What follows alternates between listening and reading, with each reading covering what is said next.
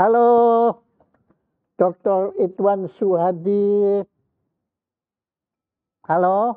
Halo Pak Jaya, dengar suara saya Pak Jaya. Terima kasih Bapak di tengah pandemi berkenan bicara tentang suatu pertanyaan yang sedang menghantui bangsa Indonesia. Perlukah Kemenristek? Gimana langsung saya jawab Pak ya? Monggo, walaupun saya tahu semula Bapak nggak mau diwawancara, tapi ya gara-gara saya rayu-rayu, akhirnya Bapak menyerah. Tapi tentu dengan berat hati.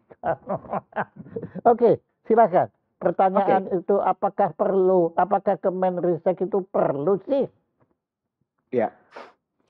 Jadi kalau buat saya sebetulnya yang diperlukan itu adalah ekosistem dari aktivitas riset, teknologi sampai inovasi bahkan ke sistem yang berhubungan dengan ekonomi. Jadi artinya Bapak menghindar dari pertanyaannya bahwa yang ditanyakan kan Kemenristeknya lah, Bapak nggak mau jawab, tetapi Bapak menjawabnya yang dibutuhkan adalah ekosistem. Right. Nah, alasan Bapak, kenapa kok Bapak menganggap ekosistem ini penting? Silakan. Ekosistem ini penting karena walau bagaimanapun di mana-mana dari sejarah iptek di Republik Indonesia itu ilmu pengetahuan teknologi itu berhubungan dengan sistem politik, begitu pula di negara-negara lain, Pak Jaya. Nah, jadi kalau ada keinginan secara politis mengangkat isu-isu ini sebagai satu sistem, barangkali kelembagaannya tidak terlalu penting. Yang penting ekosistemnya itu sendiri. Jadi yang penting jiwanya. Jiwanya. Bukan raganya. Iya. Tapi kalau ada jiwa dan raga ya lebih ideal kan. Iya. Karena saya dengar, saya ikuti di media, itu kan risteknya ada di satu kementerian juga. Ada di Kementerian Dikbud, Ristek, dan Teknologi. Malah itu lebih ideal lagi, Pak Jaya. Oh iya, nah ini menarik. Artinya begini, riset itu kan pekerjaan yang sebetulnya sangat-sangat, buat saya, sangat-sangat baik sekali. Karena di sana kita mengajarkan satu bentuk-bentuk kejujuran. Di sana kita harus membuat observasi. Kemudian ada dikatakan bahwa dalam riset itu kita boleh salah, tapi tidak boleh bohong. Oh ya, ini tentunya ini harus kita buat satu bentuk pendidikan sejak awal, Pak Jaya, bahkan sejak PAUD. Kita bandingkan dengan pendidikan-pendidikan di negara-negara lain. Itu anak-anak kita itu tidak dipaksa-paksa untuk meranking RIA, apalagi masih SD gitu ya, Pak Jaya ya. Diajak bermain, disiplin, berbagi. Nah, kalau sudah hal-hal demikian, apalagi berobservasi, kemudian dilatih menulis, kebetulan anak saya juga tumbuh di sana, Pak Jaya ya. Jadi bagaimana sekolah itu, SD itu happy-happy aja Pak Jaya. Artinya dia diajak guru-gurunya itu mengamati, kemudian kalau weekend itu mengamati awal Monday-nya itu dia suruh nulis dan sebagainya, men-share. Buat saya itu pendidikan asalnya untuk bagaimana kita menikmati satu observasi, satu riset dan sebagainya. Jadi tidak terpecah-pecah. Oh, jadi Bapak justru melihat, padahal Bapak kan mantan deputi Kemenristek, tapi dengan Kemenristek dibubarkan, tapi kemudian digabung dengan pendidikan, menurut Bapak itu justru lebih benar ketimbang Kemenristek itu sendiri. Kalau menurut saya, karena kalau kita bicara ilmu pengetahuan teknologi, itu kita bicara long term Pak Jaya. Tidak short term. Kalau analoginya itu kita bicara sebagai pelari itu pelari maraton. bukan sprinter. Iya. Dan ini visi dari state, Pak Jaya, bukan government. Jadi siapapun yang menggovern, wah, keren. Bapak membedakan antara state dengan government. Ya. Keren. Bapak ini sebetulnya menteri deputi Kemenristek atau Kementerian Kemenpolhukam sebetulnya sih. Ini kan kita berbagi, Pak Jaya. Ya, kan? Tapi ya memang nggak bisa dibaca. Apa yang Bapak utarakan itu, ya apalagi Bapak memberi contoh putri Anda sendiri mengalami itu sendiri. Yang kebetulan saya tidak pernah mengalami pendidikan di Jerman sebagai siswa. Tetapi saya mengalami menjadi guru di Jerman dan saya perhatikan memang benar apa yang Bapak ceritakan itu benar semua. Kita nggak pernah indoktrinasi, tapi kita justru mengajak ini murid-murid ini untuk observasi. Bahkan kita bisa banyak belajar dari mereka, dari pertanyaan-pertanyaan mereka yang menurut saya masih belum terkontaminasi apa yang disebut sebagai hasil pendidikan ini. Nah, keren sekali, saya setuju sekali. Nah, sebetulnya wawancaranya sudah bisa berhenti sampai di sini. Wong sudah terjawab kan. Tapi oke, karena masih banyak waktu. Tolong Bapak kembangkan lagi supaya kita makin sadar betapa pentingnya ekosistem ini. Ya. Nah, sekarang sebetulnya Pak Jaya, untuk memahami ekosistem itu sebetulnya kita kan harus tahu negara kita ini akan kemana. Satu, Pak Jaya ya. Dari situ sebetulnya kita harus juga tahu apa comparative advantage-nya dari negara kita kan Pak Jaya dibandingkan dengan negara-negara lain. Misalnya, kalau kita tahu negara kita itu kan sangat unik. Kita negara kepulauan di tropical countries Pak Jaya. Kita itu ring of fire. Sumber daya alam katakanlah melimpah, unik, biodiversity. Juga tidak lupa kita itu dibilangnya supermarket bencana karena kita ring of fire Pak Jaya. Iya. Kemudian di situ banyak gempa dan sebagainya. Tapi yang saya maksud itu adalah given ke kita. Ya. Artinya kita punya negara kepulauan, kemudian sumber daya alam yang unik. Artinya kita punya comparative advantage dalam bidang alam. Satunya lagi selain natural diversity, kemudian satunya lagi sebetulnya cultural diversity, Pak Jaya. Cultural diversity itu membawa satu yang uniqueness, basic kultur di setiap suku itu sendiri, Pak Jaya. Oh iya, kalau itu nggak ada tandingannya kita, Pak. Oke.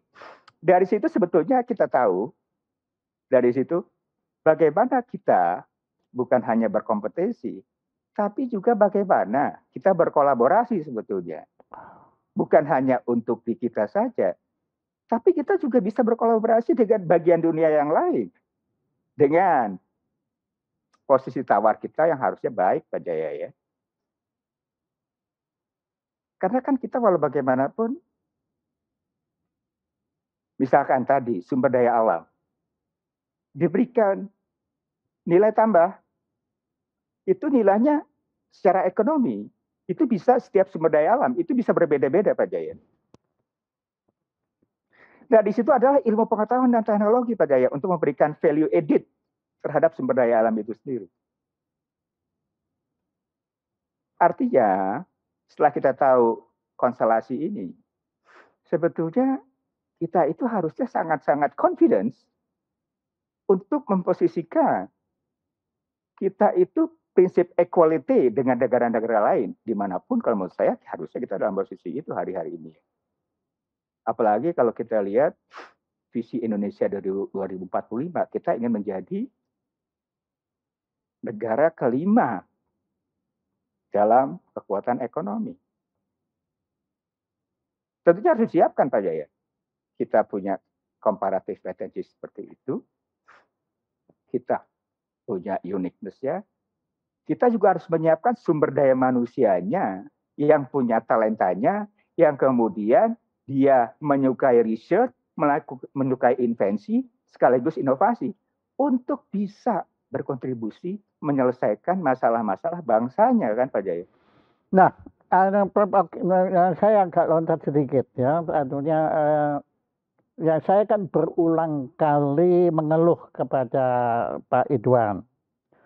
Kenapa sih kalau kita mau melakukan sesuatu seperti membuka tambang ya atau mau bikin pabrik atau bahkan bikin hotel ya Bandungnya, kenapa kok kita ini sangat sangat tidak percaya diri? Seolah-olah bangsa Indonesia ini nggak punya sumber daya manusia yang mampu menangani pertambangan, yang mampu memanage hotel, yang tidak bisa memanage pabrik, ya. Padahal, ya kalau saya lihat pada diri Anda sendiri, ya, saya kan pernah tanya pada Anda, sebetulnya kita ada nggak sih manusia Indonesia yang bisa melakukan yang katanya hanya bangsa asing yang bisa melakukan? Yang Bapak selalu bilang, loh mau Pak Jaya mau apa? Ya, saya punya teman, maksudnya saya itu Pak Ridwan. Mau apa?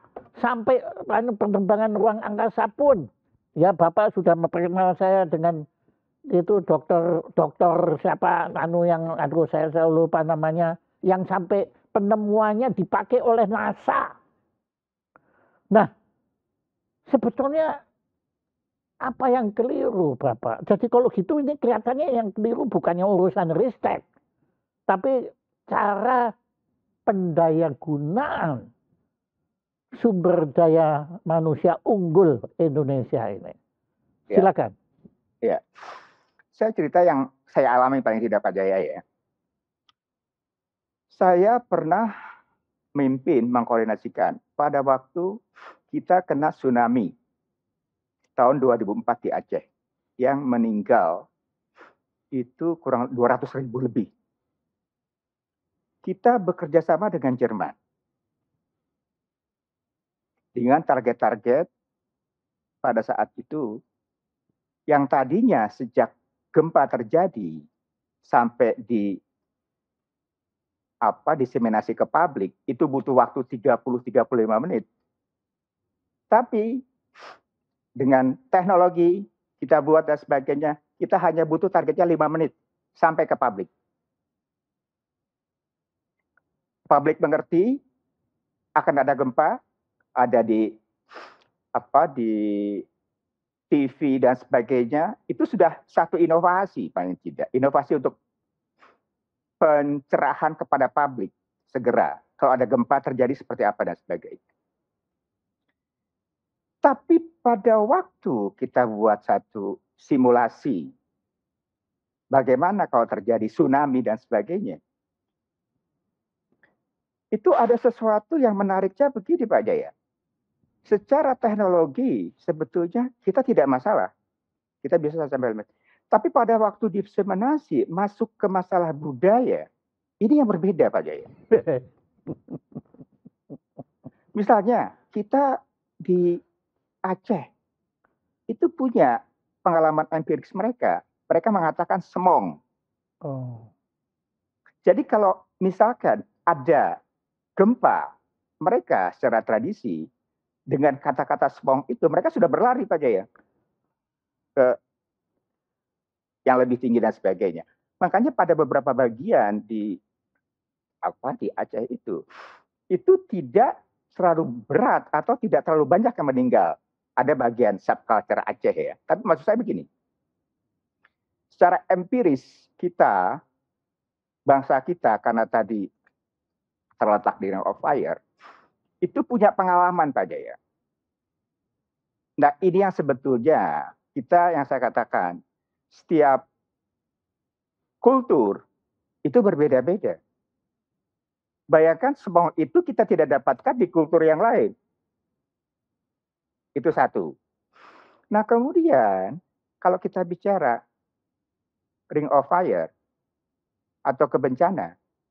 Saya pernah tanya sama partner saya, waktu itu ada konsultan dari Boston.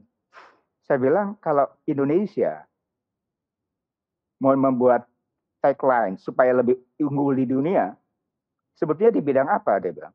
Saya tanya sama dia, bidang apa? Dia bilang, kalau pertanian, barangkali kalian akan berkompetisi sama Brazil. Dia punya kontinen yang besar, masif. Kalau manufacture, wah kalian barangkali sama Jepang lebih efisien dan sebagainya. Yang saya kaget itu, dia bilang, barangkali kalau kalian mau agak serius, itu di kebencanaan barangkali kalian akan unggul di dunia. Oh iya? Itu just bagaimana kita harus menginspirasi Pak Jaya. Tapi saya katakan begini, pengalamannya begini. Setelah dengan Jerman, Pak Jaya, itu ada satu kerjasama dengan UN, PBB, itu ada international bidding di Oman. Kami mengerahkan pakar-pakar kita ini untuk ikut ke sana. Begitu pula Jerman. Rupa-rupanya PBB tidak menempatkan siapa pemenangnya. Tapi saya itu cuma ingin memperlihatkan, hai teman-teman, bahwa kita juga bisa berkompetisi di dunia ini.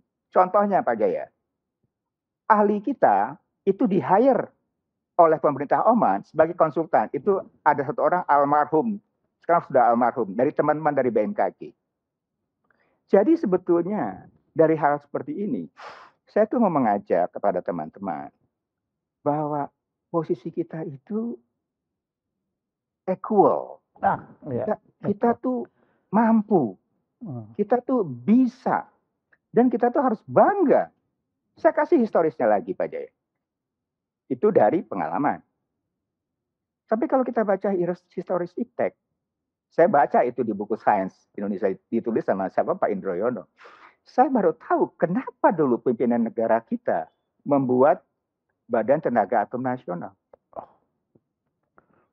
Tahun 56.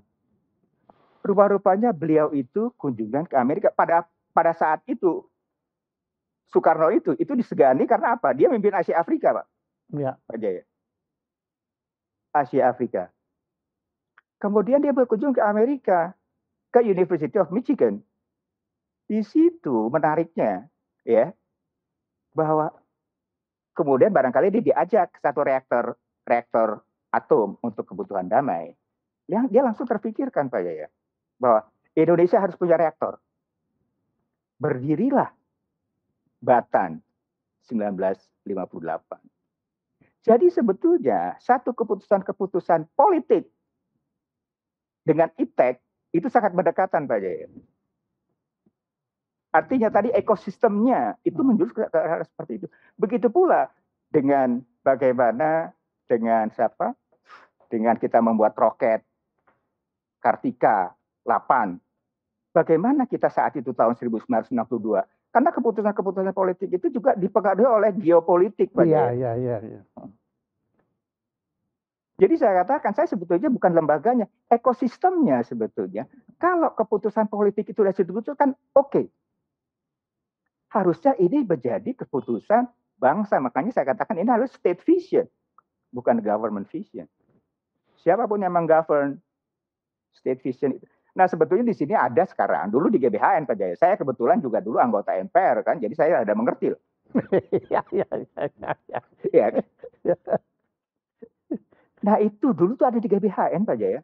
Bagaimana posisi ilmu pengetahuan teknologi? Lah sekarang bagaimana Pak? Sekarang harusnya ada di RPJP Pak Jaya. Rencana pembangunan jangka panjang. Ada harusnya di situ. Karena saya tahu bahwa itu pilar utamanya adalah sumber daya manusia dan teknologi Pak Jaya. Jadi kalau Indonesia tadi dengan visinya berdaulat, adil, makmur dan sebagainya menjadi 5 besar di dunia. Artinya GDP kita itu harus 20 ribuan ke atas Pak Jaya. Itu nggak bisa, sulapan itu nggak bisa Pak Jaya. Waduh, nah itu sulapannya nggak bisa itu. Nah, apakah sekarang kalau tadi kan saya bicara dari dengan lensa optimis. Tapi kalau saya sekarang bicara dengan lensa pesimis, apakah kita sudah tidak ketinggalan, Pak? Sementara teman-teman kita, ya, Republik Rakyat Cina, Taiwan, Jepang, Korea, India, ya, itu sudah maju. Bahkan kemarin saya baru dengar Ethiopia itu sekarang dalam teknologi makanan sudah menduduki posisi yang ke-11. Itu tinggal di bawah Amerika. Nah, kita sementara posisi kita malah merosot menjadi 65. Kita sekarang di bawah Vietnam. Nah, apakah kita ini tidak ketinggalan, Pak? Sebetulnya ketinggalan di bidang apa dan kita harus menang di bidang apa? Nah, ketinggalan kita tidak harus jadi Amerika, Pak Jaya. Ketinggalan dalam bidang teknologi. Teknologi juga begitu banyak, Pak Jaya. Kita bisa memposisikan yang saya tadi katakan komparatif atau keuntungan komparasi kita di bumi ini itu ada di mana? Saya kasih contoh Pak Jaya. Bagaimana kita uniknya. Barangkali Pak Jaya kalau yang klasik itu teori Darwin Pak Jaya. Itu salah satu kontributornya adalah Wallace. Yes,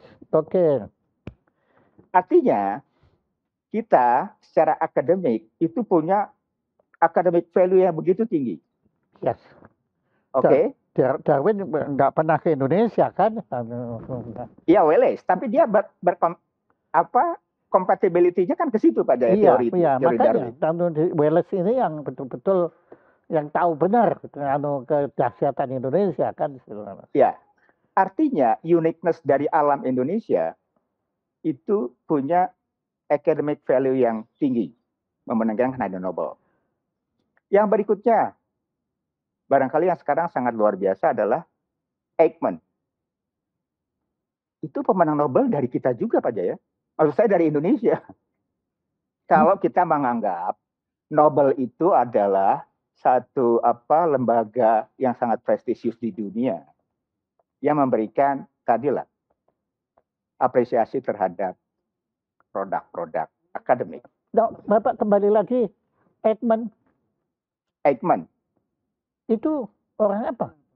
Orang Belanda. Loh, kok kenapa hubungannya dengan Indonesia?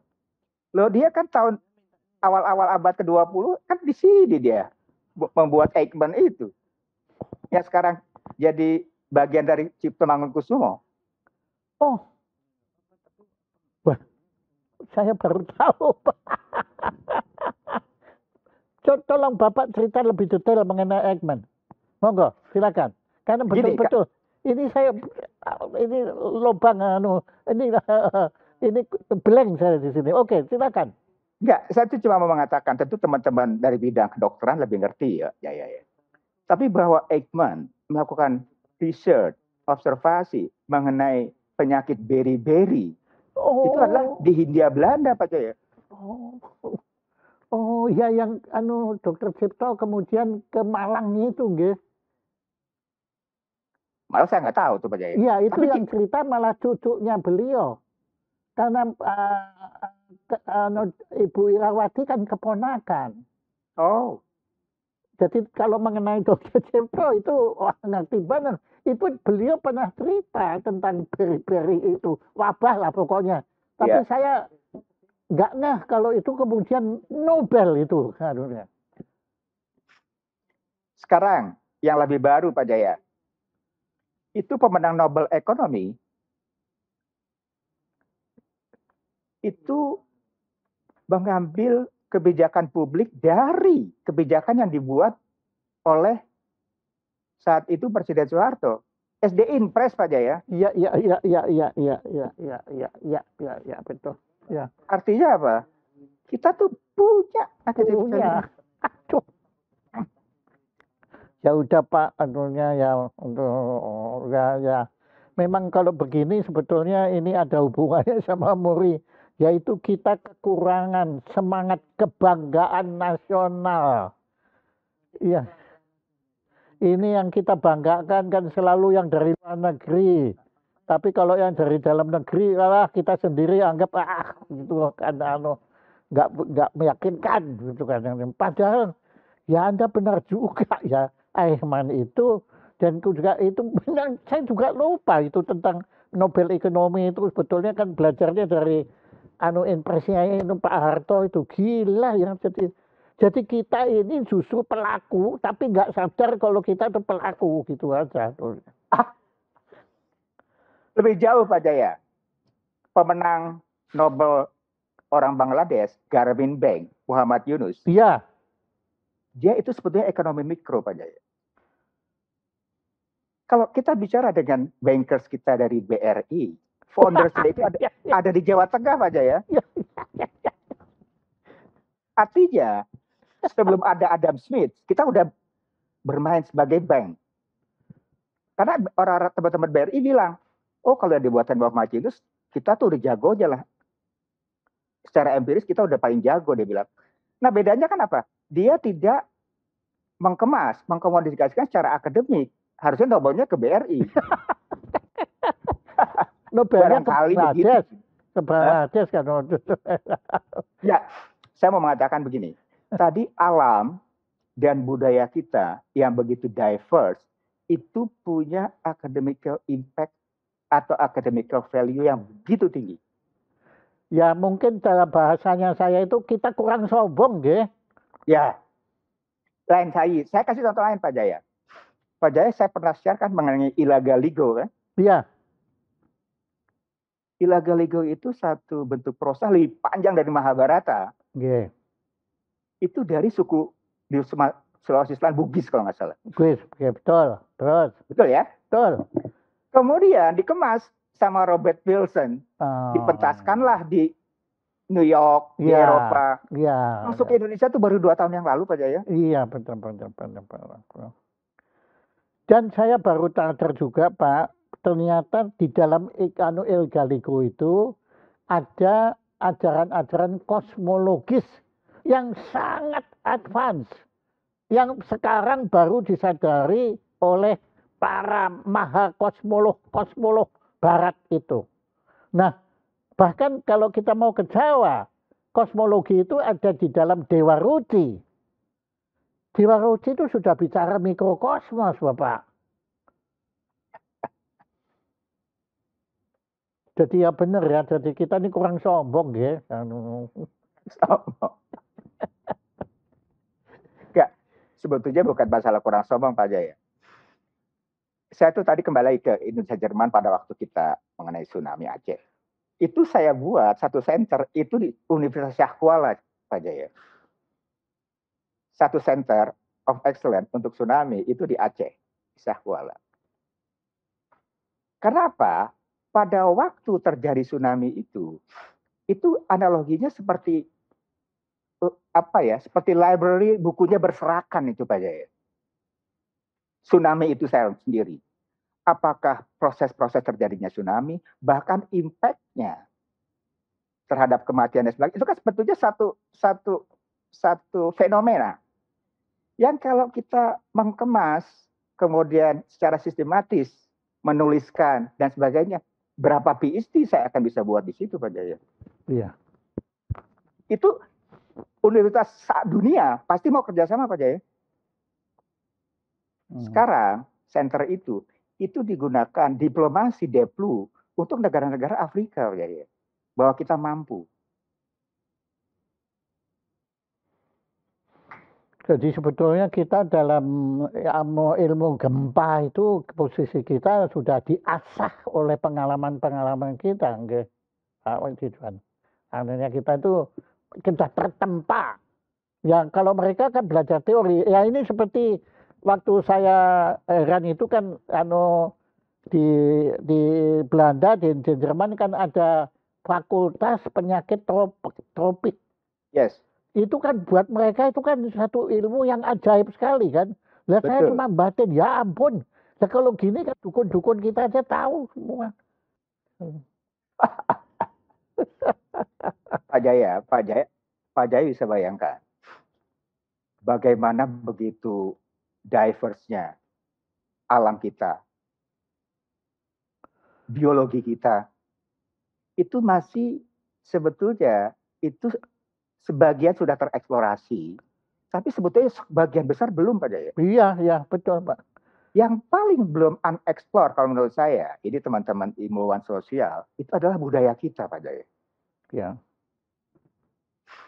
Pak Jaya, saya pernah cerita ya, bahwa Indonesia itu punya metric system, Pak Jaya. Metric system? Yes. Oke. Ya. Kenapa tidak? Ya kita pasti punya itu. Oke. Kalau kita tidak punya metric system, itu Borobudur tidak akan kita bisa buat. Nah, itu dia. Nah, kalau gitu kapal-kapal Bugis juga nggak akan bisa jadi kan? Yes. Ya kan Bapak sendiri ngajarin saya, itu kan ada sejengkal terus Ini ya, ini saya punya teman Farid Gaban. Itu bekas wartawan Tempo yang sekarang kembali ke desa di Wonosobo. Itu kan saya bicara tentang teknologi pertanian. Itu saya diketawain oleh Pak Mas Farid Gaban. Pak, itu Anda kok kagum-kagum. Sini datang ke desa Wonosobo. Saya tunjukkan petani-petani yang sudah melakukan itu semua.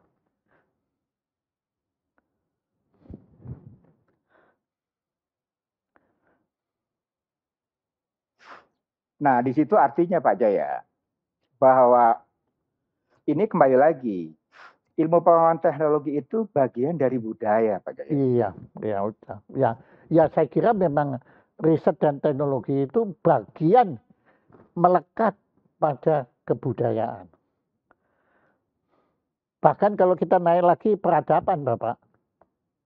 Ya. Peradaban sudah. Nah, kita ini cuma kalah bikin istilahnya, Bapak. Makanya saya bikin kelirumologi, kalau itu kan untuk protes. Kalau kalian gampang aja bikin nama, ya padahal itu semua kita sudah tahu.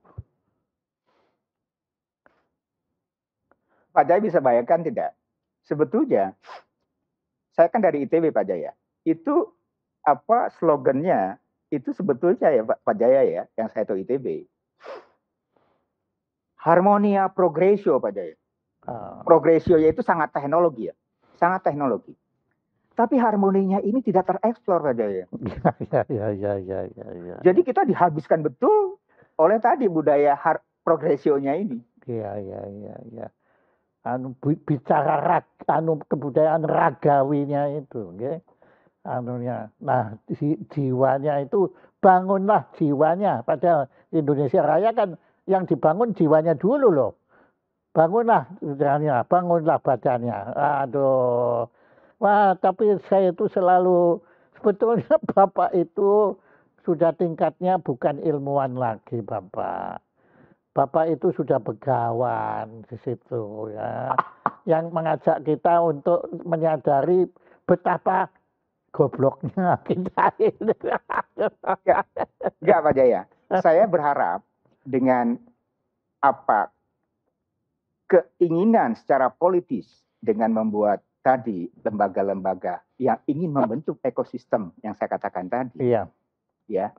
Ini kita akan harusnya menghasilkan sesuatu yang positif Pak Jaya. Iya.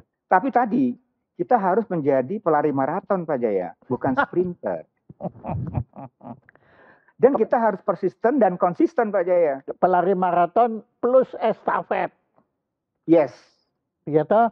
Betul. Nanti kan pada suatu hari kalau Pak Idwan sudah meninggalkan dunia fana ini kan harus ada Idwan yang melanjutkan lari maratonnya Bapak. Nah itu yang sebetulnya kalau kita mau pelajari sejarahnya, itu dari Soekarno sampai Habibie itu terus Pak Jaya benang merahnya. Iya. Bahkan ini Pak yang saya sekedar memberitahu kan ajudan Pak Habibie, Pak Rubi itu kan cukup akrab dengan kami. Beliau itu cerita sekarang ada gerakan alumni Habibie, beasiswa Habibie. Bagi penerima beasiswa dari Habibie itu dari Prof. Habibie itu mereka sekarang bersatu untuk kemudian membentuk ekosistem di mana mereka mau mempersembahkan ilmu yang mereka peroleh dari macam-macam itu untuk negara, bangsa, dan rakyat Indonesia. Menurut saya itu ekosistemnya, Bapak. Itu. Tapi kan kembali lagi Pak Jaya, memang dunia ini masing-masing ada ahlinya Pak Jaya ya. Jadi kita boleh ahli segala macam, insinyur, doktor, dan sebagainya. Tapi kalau tidak mengerti politik, ya kita juga nggak akan kemana-mana Pak Jaya. Oh. Nah poin saya di sini sebetulnya, ya keinginan politik, visi politik dari bangsa inilah yang harus bersama-sama kita support. Tadi visi 2045 tadi. Jadi kita bisa define itu kalau kita betul-betul mengkomunikasikan dengan baik, ya bagaimana target kita 2045, ya itu sebetulnya itu tadi siapapun, apakah teman-teman yang dapat beasiswa Pak Habibie dan sebagainya, itu dengan sendirinya mereka akan bagaimana memberikan kreativitas, potensi dan sebagainya. Bahkan orang-orang Indonesia yang bertebaran di dunia dimanapun akan mensupport Pak Jaya. Ya mereka akan kembali di sini untuk membangun negeri ini seperti yang terjadi pada Jepang. Ya. Nah, ya. Bapak sekarang Bapak kan alumni Inggris kan, dan saya kan Bapak itu status foto Bapak kan Bapak mejeng berdiri di depannya Royal Society. Ya. Bisa kenapa Bapak memilih foto Anda itu? Yang Anda berdiri di depan gedung, yang ada itu plakat Royal Society. Ya. Apa? Sebetulnya itu bukan Royal Society Pak Jaya, itu Geological Society of London. Karena saya geolog, itu bagaimana mereka punya society dari geolog-geolog itu sejak abad ke-18 Pak Jaya. Di kita itu di sini kenalnya namanya Ikatan Ahli Geologi Indonesia, itu baru berdiri 1960 Pak Jaya. Ya, saya itu coba ingin meletakkan begini Pak Jaya. Bagaimana ya kalau kita bicara katakanlah akademik, itu yang namanya Oxford University itu abad ke-14 Pak Jaya. Di kita tuh zaman Majapahit Pak Jaya. Kalau waktunya ya. Artinya mereka melakukan exercising kehidupan ini dengan tadi mengobservasi, mengamati, menuliskan dan sebagainya. Itu sejak abad ke-14 Pak Jaya. Jadi buat saya tuh cuma ingin memperlihatkan, hey,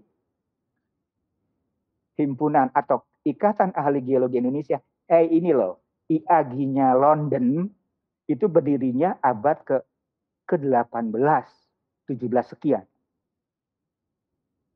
Nggak, jadi yang saya ingin ekspresikan sebetulnya bagaimana science itu part of their life Pak Jaya. Civilization. Itu yang sebetulnya sehingga ini satu proses yang memang kalau kita ingin membangun dengan visi-visi itu, ini harus secara sistematis kita bangun Pak Jaya. Dan sebetulnya Bapak pada abad ke-12 itu Universitas Jambi Sriwijaya itu sudah connection dan Nalanda di India. Yang bahkan Nalanda banyak mengambil hasil-hasil risetnya ini Universitas Jambi itu. Yang namanya apa saya lupa ya, tapi itu jelas bahwa India justru belajar dari Indonesia. Jadi ya terus terang ya abad ke Borobudur kan saya kan sudah pernah ke India Bapak. Ya saya lihat candi-candinya mereka nggak ada yang satupun yang mampu menandingi kekolosalan dan kemonumentalan Candi Borobudur.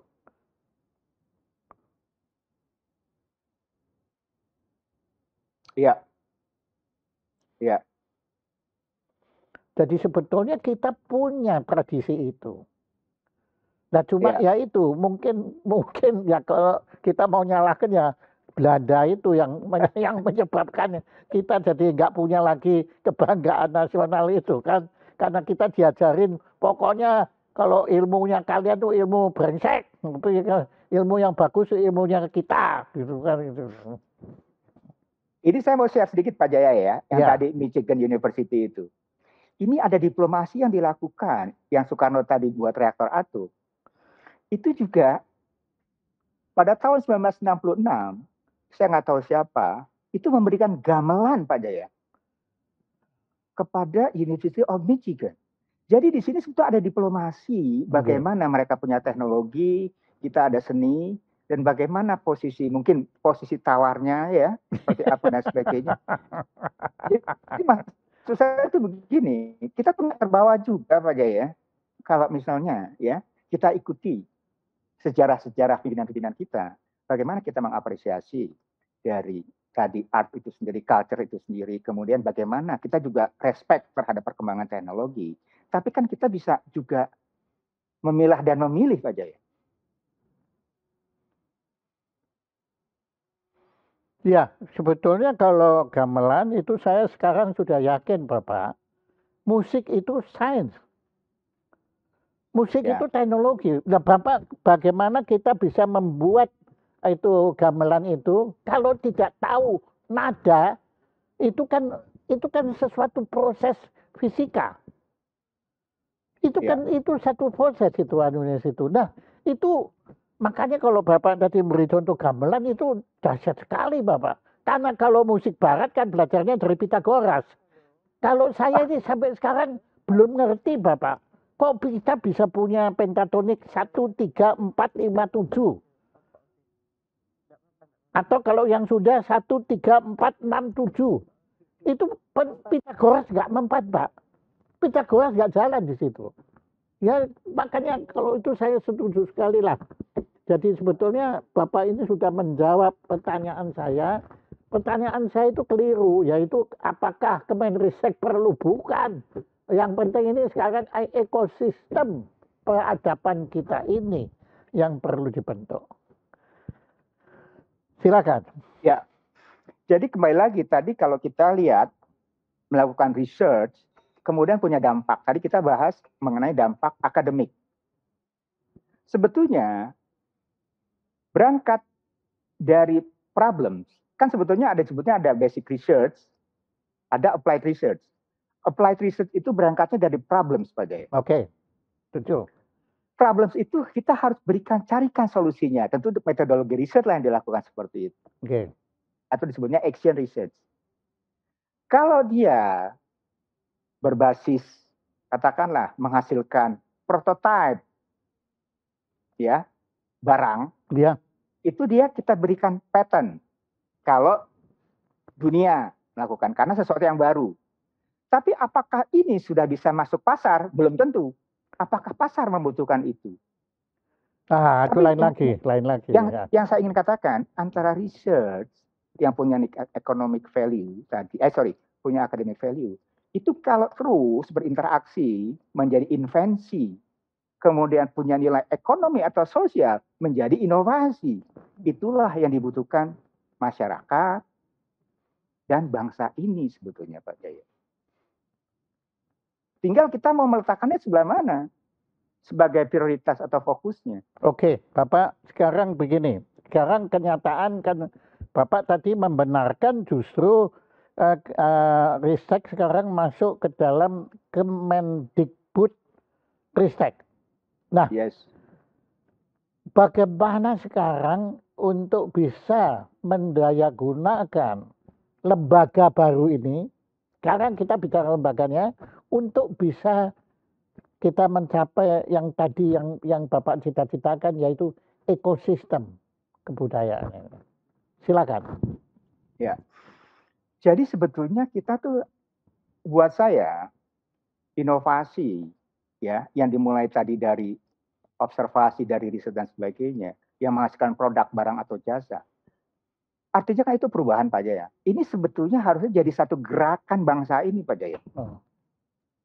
Jadi movement. Kenapa saya katakan movement? Karena ini sangat penting. Dan bukan hanya tanggung jawab orang-orang, katakanlah, kita di kota, di Jakarta, atau kota-kota besar. Indonesia itu besar Pak Jaya. Dari Sabang sampai Merauke. Nah masalahnya kemudian, inovasi ini, atau keinginan tahuan untuk menyelesaikan masalah, itu biasanya faktor utamanya adalah sumber daya manusia Pak Jaya. Jadi sumber daya manusia yang sangat baik, terlatih, punya integritas, dia akan membawa jejaring yang baik juga Pak Jaya di dunia ini. Kenapa kalau saya katakan kalau kita buat sistem di ilmu pengetahuan teknologi, itu kan bicaranya kita humanware, hardware, netware.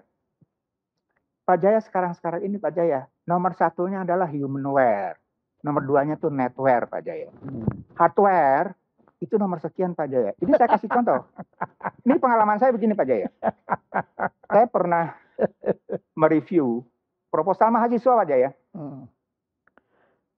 Dari anak-anak kita, generasi Z seperti itu, temanya bagus mengenai bioteknologi. Dia tuh cuma mengambil satu sampel dari kolam UI Pak Jaya. Satu, saya nggak tahu lah, satu binatang apa gitu ya. Tapi temanya biotech. Saya kan sebagai yang generasi dahulu merasa paling tahu, saya katakan oke, nanti saya akan fasilitas untuk ke laboratorium Eijkman. Eijkman kan paling canggih dong di biotech. Iya kan? Tapi apa jawab mahasiswa itu Pak Jaya? Wah Pak Idwan, itu Eijkman itu tidak kompatibel dengan riset saya. Oh ya? Terus kamu dengan siapa melakukannya? Saya dengan Cambridge, Pak. Cambridge di UK sana. Artinya apa? Dengan dunia yang mengecil ini, jaringan itu jadi begitu strategis, Pak. Jadi bukan aset, tapi accessibility. Oh, akses. Dan kreativitasnya itu. Ya. Wah, itu kedengarannya gampang, Pak. Tapi, waduh, itu masuk kaos teori itu, Pak. Itu sudah teori kalang kabut itu. Ya, nggak linear lagi, Bapak. Aduh, ya, Pak Idwan Suwadi, seperti biasa, bicara dengan Anda selalu tidak pernah membosankan, ya kecuali orang lain mungkin yang dengar, opo kayak si diomong kayak gitu ya. Cuma saya itu selalu terkesan karena saya sejak kenal dengan Anda itu saya banyak sekali belajar bahwa ketidaktahuan saya itu tentang apa yang disebut riset dan teknologi itu ternyata saya keliru, Pak.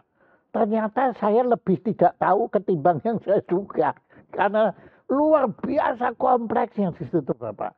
Tetapi apa yang kompleks itu sebetulnya bisa kalau mau itu disederhanakan. Bisa kalau mau. Nah Bapak, waktu saja yang membatasi kita, terpaksa sekarang saya minta ke Bapak.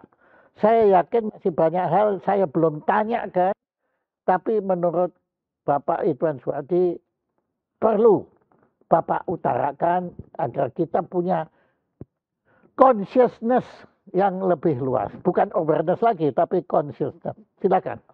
Ya, kita given diberikan negara ini dengan uniqueness yang saya katakan tadi. Dari situlah kita akan tumbuh, kita akan hidup, kita akan survive.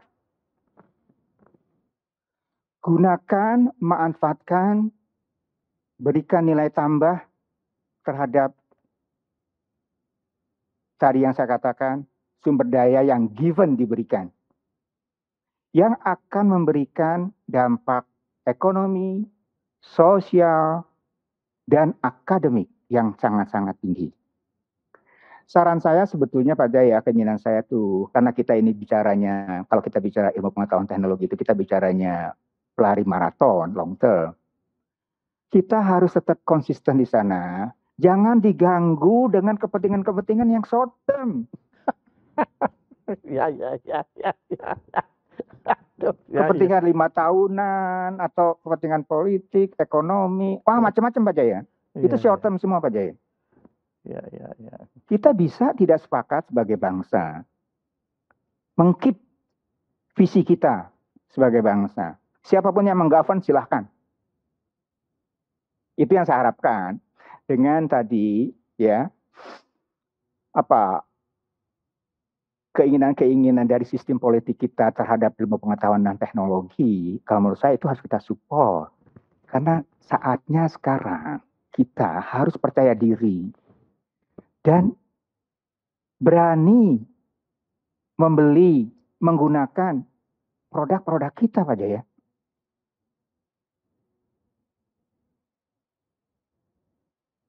Kalau cintai produk dalam negeri itu harusnya bukan hanya slogan Pak Jaya. Itu misalkan dampaknya ke ekonomi. Tapi yang pesan saya sebetulnya, udahlah kita coba keep dari long term journey ini dengan visi-visi itu. Tinggalkan ego-ego yang sifatnya short term. Apakah itu bisa? Wallahu alam Pak Jaya. Yes. Ya Bapak ya betulnya yang Bapak utarakan itu sudah tertera di dalam kitab suci kita, minimal yang saya pelajari ya cuma memang itu memang nanti untuk mewujudkannya itu itu tadi wallahu alamnya itu tadi memang. Oke Pak Idwan Suwadi, kami nggak punya apa-apa, tapi Bapak ya sudah kenal. Nah, kami tentu akan kirim untuk menambah koleksi Bapak. Sudah punya berapa ini ya.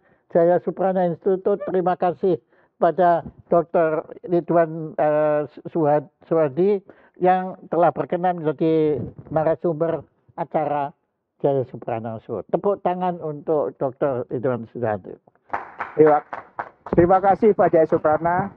Mudah-mudahan sharing saya bermanfaat ya paling tidak untuk masyarakat, tentunya idealnya ya untuk negara kita, bangsa kita Pak Jaya. Terima kasih. Assalamualaikum warahmatullahi wabarakatuh. Dan ya sekali lagi kami akan jaga pesan Bapak, mari kita berlari maraton tanpa terganggu kepentingan lari sprint gitu kan. Kalau lari sprint belum kita sudah habis ya tenaganya. Ya terima kasih.